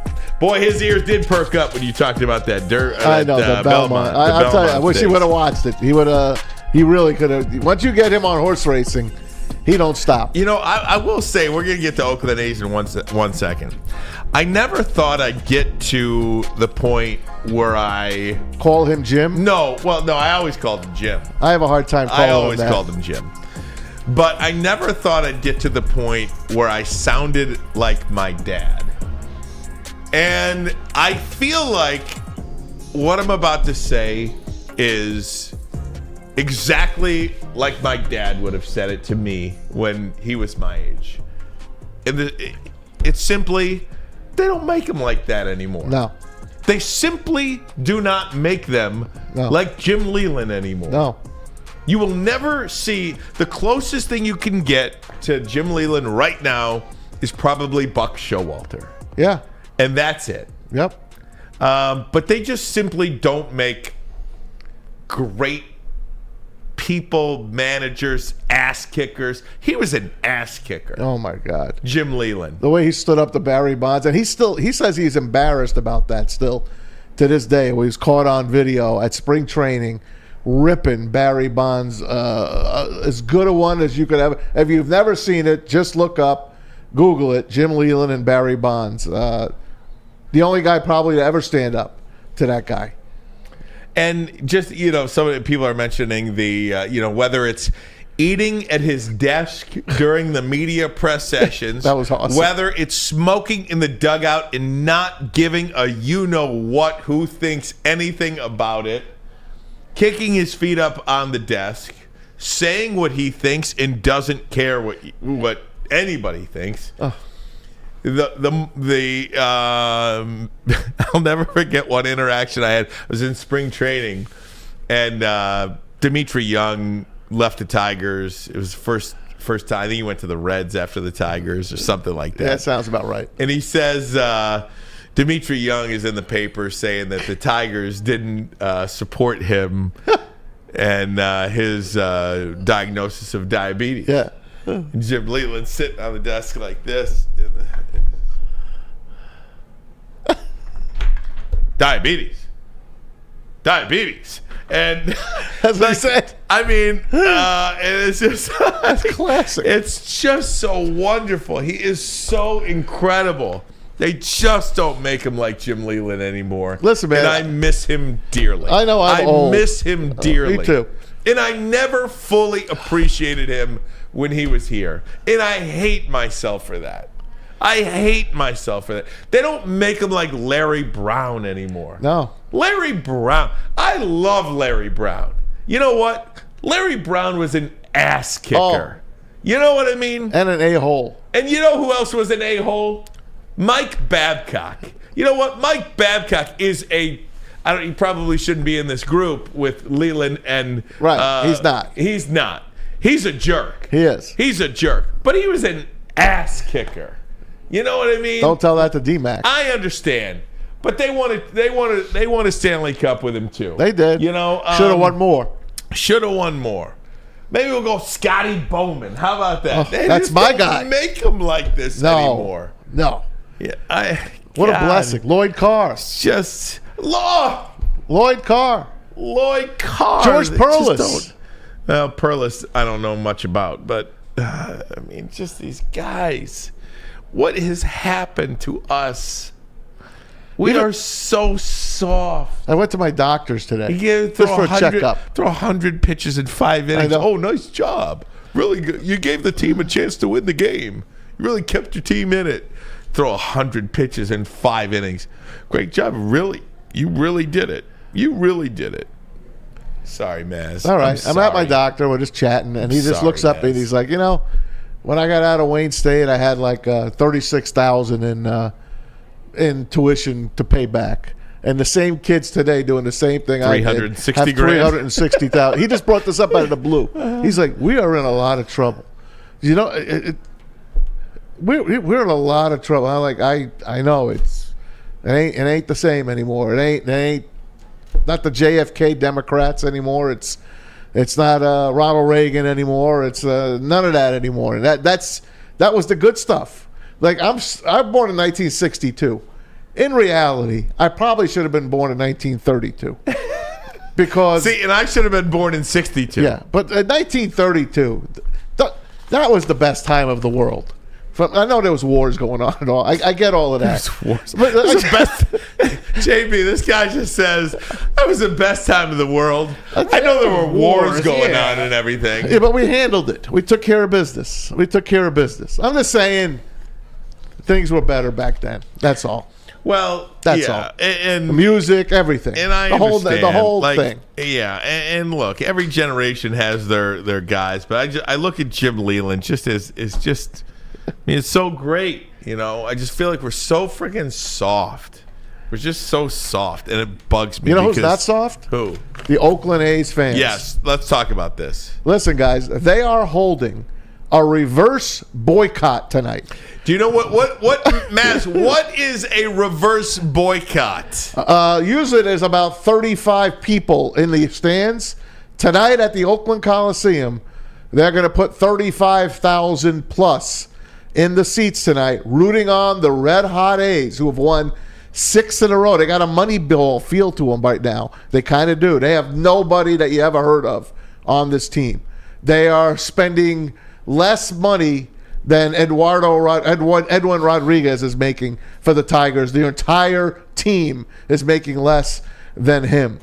So 35,000 fans with T-shirts saying "Sell the team." They are saying they are not the problem.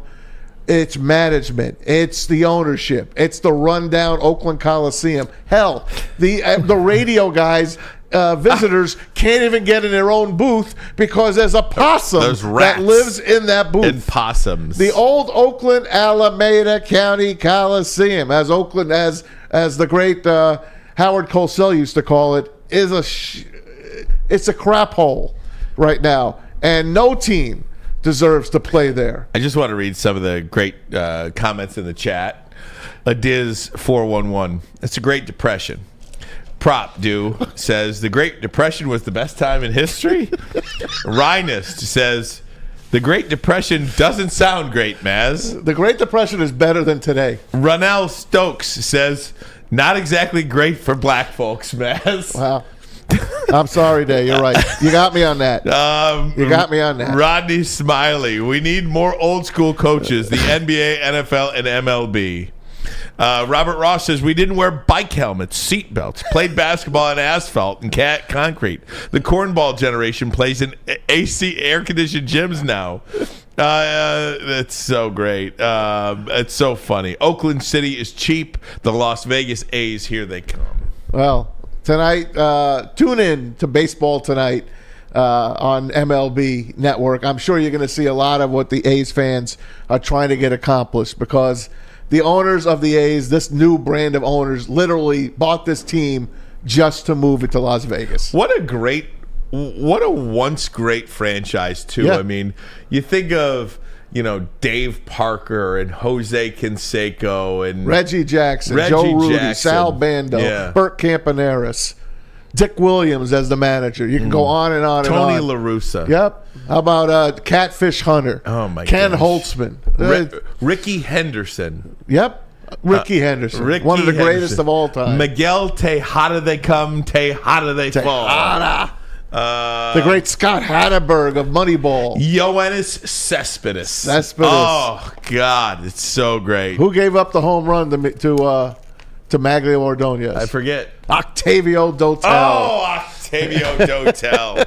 What a great. But I tell you, man, I love the A's always competed. They were the Tampa Bay Rays before the Rays. They were. Just the last couple of years is when they finally just mailed it in. And it's because ownership completely has stripped them down of doing any kind of business. They can't do business. Sorry, Detroit Dabber 313 says, boo-hoo, we've progressed as a society. Who's doing the real crying now? Yes, I do believe it's soft to throw 100 pitches in 5 innings and say, good job. I do believe that, so forgive me to use the sports 70 reference. pitches. 70 pitches, 5 innings. Good job. I do believe that is soft. Not sure what that has to do with anything, but very good. Dabbers coming after us. Dabber is He's coming after us. He's a hater, man. He's coming after us. I love it, though. We appreciate him. Ricky Henderson. We'll go around the NFL. We'll do it next. But first, a message from Randy Wise. Randy Watson. How about it, Randy Wise? Let's get you there. What could be better than watching celebrities like Braylon and D-Mac play golf? Well, you, yourself, that's right, being treated like a celebrity. You can do that. Stop at any Randy Wise dealership, and you know what the deal is. It'll be your chance to play golf like a celebrity. VIP transportation, free golf to one of Michigan's best tracks, a tasty steak, compliments of Fairway Packing Company. Make the wise decision. Get to Randy Wise today for your chance to win and play golf like a celebrity. The only sports network in Detroit that starts with a W. You know, because we win. Woodward Sports, Detroit's winning sports network. Introducing the Planet Fitness Guide to getting that post-workout glow. Step 1. What's your why?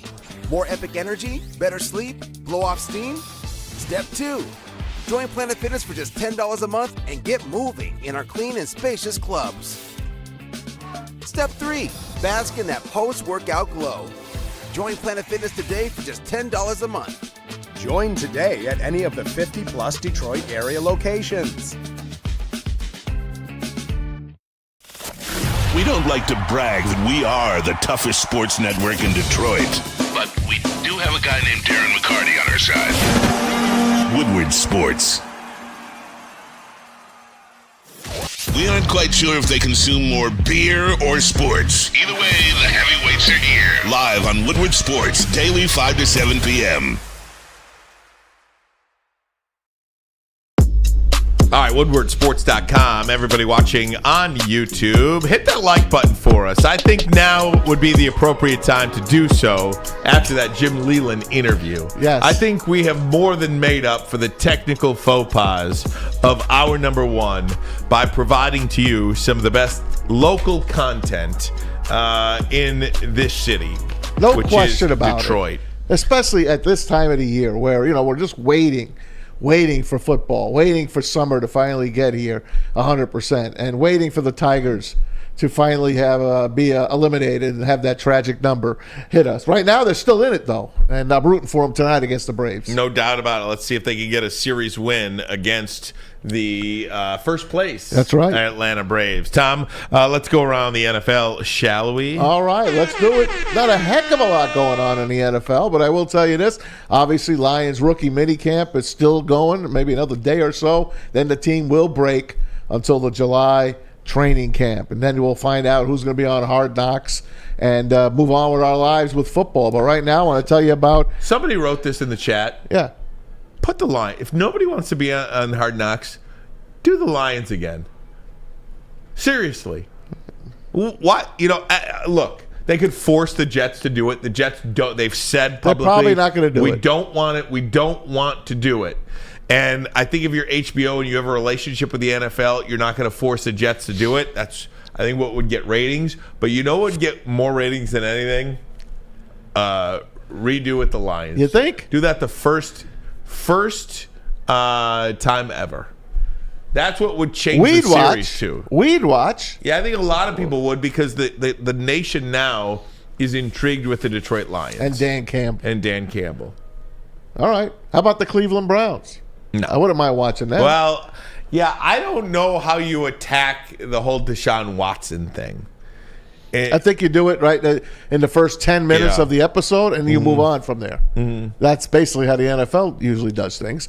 Bringing it up, the Cleveland Browns, they have a new dog pound logo voted by the fans, and there he is, Ryan. That's the new dog pound logo. Maybe also you might catch that. What was the old dog pound logo? He was a little chubbier of a dog. A little sadder. Yeah, a little chubbier of a dog. Right. This guy looks a little meaner. Oh, it's a and I wouldn't want to run in. Collar. I would not want to run into him. No. I sat in the dog pound in the original Cleveland Municipal Stadium when they played the Jets, and I did wear Jets gear to that game. Yes, I took my life in my own hands, but guess what? Who's going to get mad at me? Nobody. I made friends with the whole dog pound. But I did leave. You know the orange stickers they usually stick on milk when you're at Kroger? Because you're walking out, they want to make sure it's paid for. Yeah. They put it all. I had orange stickers all over me. Wow. They just lambasted me with Good stickers. for you, Jack. I had a great time, though. Jets got slaughtered, you, Jack. by the way. Did you ever go to Cleveland Browns Stadium? Never been to the Cleveland Browns Stadium. No. No use for Not even it. against the Lions. No. I went a couple times against the Lions, too. God, no. Okay. Just trying to make conversation. I understand. I'm just answering. You asked me a question. I answered the question. There's nothing to expound on. Do you have any I was not going to expound do you on want to go to any other stadiums of the NFL? Oh, now you're talking to me. Okay. That's a good question to ask. I'm asking you. Mazawey. I'm going to ask the chat as well. How many guys? There's a number of stadiums I'd like to go to. Okay. If I could go back to one stadium and watch a game, it would be Candlestick Park, just because I feel like that's my childhood. But that's gone now. Gone now. I'd say Lambeau. I've never been to Lambeau. I'd like to go see a game in Lambeau. I've never been to Soldier Field. I'd like to go see a game at Soldier Field. I'd like to go to MetLife Stadium. I'd like to go see that. I'd like to go to Allegiant Stadium. I'd like to go to Would you like to go to MetLife Stadium. with me? I would love to go to MetLife. You know, we would with have you. such a fun time. I just want to hang out with you. Why don't you come to Jersey with me this weekend? Well, I've got plans. All right. Maybe another time. All if right. you plan it, if you plan it. I would take you first stop, Hoboken. Would we go to Satriali's? No. Well, there's no such thing as Satriali's anymore. Oh, no. I would take you to How Holston's. did they get rid of that? I'll take you to Holston's. Can we sit in the booth where Tony got Yes, shot? I sit there every time I go back. I sit in there. Are you going to go back there this weekend? Yes. Will you take me a and picture Mike. for me? Yes, and we will have the onion rings. Okay. I need you to take a picture in the Tony Soprano booth at Holston's in Jersey. Done. What city in Jersey is that in? Caldwell. Caldwell, Jersey. Yes. Now, is there a plaque on the door or anything like that? They do have. They have some Sopranos gear there. Matter of fact, there's a bus that takes people that want to visit all the Soprano sites around. So they still have a tour, and of course, it winds up at Holston's. That's great, man. Want a T-shirt? Yes. You won't wear it. How much? I don't know. I'll buy it for you. You'll buy it for me? Yeah, if you wear it. I will wear it. You're not going to wear it. I will wear it. Gotta All get right. it's got to fit. For me to like wear a T-shirt, just wear a T-shirt, it's got to fit good. What do you want, XL? Yes. Okay. It's got to be a good fitting T-shirt. Okay, I'll test it out for you. I'll see if it's good fitting. Yeah, for you. because look, I don't want to be exposed. I got you. I don't want to be exposed, You're man. good, man. All right, here's another NFL item for you.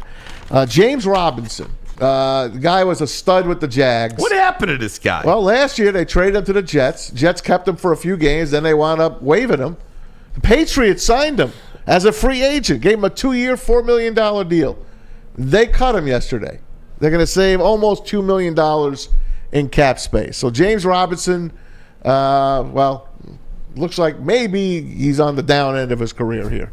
Knee injury with the Jags, never recovered. It's these injuries are really something. Speaking running back. Oh man, speaking of injury, we can hit on it in the next segment. You see what Donovan Edwards, that injury I he did. played with last year? I did. How do you bring it up right now? How do you play with a torn patella tendon? I don't know. I was going to ask Braylon, but he's not here. How do you play with? He'll be back tomorrow. We can ask him. Yeah. But how do you play with that? I don't know. I don't even know what a patella tendon is. I guess it's in your knee, right? You know what? That's so funny. You know what you just kind of reminded me of? You ever watch WWE back in the day? No. Ask Jeremy. What's his name? Mean Gene Okerlund? No, Gorilla Monsoon. Gorilla Monsoon would say, "Oh, he got kicked in the sternum." And Jesse Ventura would say, "It's the stomach, Monsoon. It's the stomach." So you say torn patella tendon. Yeah. I'm guessing it's near the knee area. It is the knee. Is it the back of the knee? It is. Let's see exactly. It is the knee. I don't know exactly where Who it is. cares? It's the knee. Anyway, Donovan Edwards played all year last year, including all those great plays he did and had with a torn patella tendon. Unbelievable, this guy. What a stud. He ain't soft. He ain't soft. Talking about he ain't soft. Oh, baby. That's right. All right, very good. Hey, we got to get one more break in. We do. Tom Mazawey, and then we're going to come back. Tiger Woods, Rory McIlroy in the news, and we might be celebrating another championship tonight as well. That's right. But first, a message from Guardian Alarm. They're your local security experts and have been for over 90 years. When you see this black and yellow sign out in front of your house, it tells the bad guys one thing. Stay out. Whether you are at home or on the road, they're 24/7 professional monitoring, customized solutions from real experts, and technology backed by people means one thing. You are protected by the best. Call this number right here, 1-800. Stay out. That number again, 1-800. Stay out. Call him today. Tell him Woodward Sports sent you. Love Woodward Sports? Love wearing clothes? Then you should be wearing Woodward Sports clothes. Check out our full line of merch at woodwardsports.com. Just click on shop. We have all your favorite designs, like Dan Campbell kneecaps, Woodward Golf, and of course, our own logoed out merchandise. Men, women, infants, kids all love Woodward Sports. Impress your friends. Impress your boss. Impress your dog. Buy Woodward Sports merch today. The Sports Marketing Agency would not be who we are without great community partners like Higuera Health and Carol Zuniga. It's an awesome opportunity to partner with your organization. Higuera Health is a comprehensive behavioral health organization, we serve children through older adults with mental health, substance use, and developmental disabilities across Western Wayne counties, and really excited to now be in downriver communities as well. Give us a call at 734-458-4601. He is something else. How big is that? All of Detroit's sports teams live on Woodward. All of Detroit's sports coverage lives on Woodward Sports. Driving the best in Detroit sports coverage. Strawberry Fest is back. That's right. Strawberry Fest is back and better than ever. You could start off with some breakfast. Start off with the strawberry hotcakes or the mouth-watering red velvet waffle. I'd go for that right about now. If you're not feeling breakfast, how about the strawberry bacon chicken wrap, or cool off with the refreshing summer splash salad? And don't forget, don't leave without dessert. You start off with that classic strawberry pie with a little whipped cream on it, or you can go with the deep fried vanilla Oreos or the strawberry hot fudge cake. All that, plus of course you can have Ryan's favorite, a Big Boy. Boom. That's right. Get it right now at your local Big Boy. Mash, you know what tonight is? Stanley Cup. Yes. Remember that guy that had that bet, that 3-team parlay? He could win it tonight. 100 to win 74 grand. He had the Nuggets winning the NBA championship, then Vegas Knights winning the Stanley Cup championship, and in the World Cup, Argentina. $100 wager will net him $74,000. What are they offering him now? I mean, he's probably 50, 60 grand. I'm thinking maybe 50, 60. Yeah. 50, 60. I'm saying absolutely Cash out no now. to that. Yeah. Are you saying no? Or do you believe the Panthers could mount the comeback? I mean, that's a great deal or no deal question. It's 3-1 right now. It's a great deal or no deal. The Golden Knights have been terrific. No, you know what? Panthers have been playing on their heels all series long. So Vegas is the real deal, guys. I know they're a 6-year-old franchise, and this is their second Stanley Cup final, and it looks like they are primed to win their first. But I'll tell you, the Panthers really put it to them late in that third period on Saturday night. What a great finish. They just missed tying that game and sending it to overtime, and they have never lost in overtime yet. So if they can get the Knights into overtime, get this thing back to Florida, who knows? I hope they can. Will this be, when it's all said and done, the lowest rated championship series in any sport at any time in the history of televised sports? I don't think so, because the reason I'm saying that is because after Game 2, I saw something that somebody put out that says this is the highest rated NHL Stanley Cup final in the last 3 years, which I really find hard to believe. I mean, how big is Las Vegas? How big of a market is Florida? How big of a market is Vegas? I don't know. I just can't see it. And, you know, it is on TNT. And, of course, it's always on CBC here that we're lucky enough to get here in Michigan. So it is what it is. I don't really watch I hope CBC it goes 7. anymore. They got Ron McClain with 7 dopes on there now. I know. But that's every single hockey show has at least 5 guys on the show. Just 1 or 2 other guys. Yeah, That's all you need. That's all you need. Start there. I'm with you. You know, everything has to be bigger and better. Now that Chris Chelios has not been fired. retained He got let go by ESPN, I'm sure you'll find him on TNT next season. Maybe. Man, if I was like one of those guys with all the money there, I'd just be like, dude, I'm going to Florida, or I'm going. But they stay busy that way. Yeah, I know. And it's not. I don't think they do much. Right. I mean, just watch the hockey game. Show up. I'll give you, a $500,000. I just wouldn't want anybody to tell me to do anything at that point. You know what I mean? Yeah. I'm tired of people telling me what to do. You know? I don't want to be there. Do you remember? I'm going to take you back to the Big House and the Winter Classic. It's the Blackhawks. I'll never forget that day. And the Red Wings. We were broadcasting live for 105.1. I'll never forget it. It was the worst day of my life. I've never had a worse day than that. Why? Work-wise, I should say. Why? It took, Ann Arbor is about a 40, 42-minute drive from my house. Took me about 2.5 hours to get there because there was a major snowstorm, snow and ice and cold storm. And then we got to the tent, and it was just so cold. There was nothing. Who'd you do that show with? Rico. The two of you? Yeah. Me and Rico. Wow. Ryan and Rico. I was gonna go where I was gonna go was with Mike Babcock on the bench, and Chris Chelios sitting on the bench most of the game, not playing, and Chelios' son is running beers to him at the bench, and Babcock at the end finally someone gets in Babcock's ear and says, "Hey, this is Chris Chelios playing against his old team. Put him in," and he had like some axe to grind with Chelly. He's a jerk. So finally, he is a Babcock jerk. says, "Go ahead in," and Chelios says, "No, go F yourself."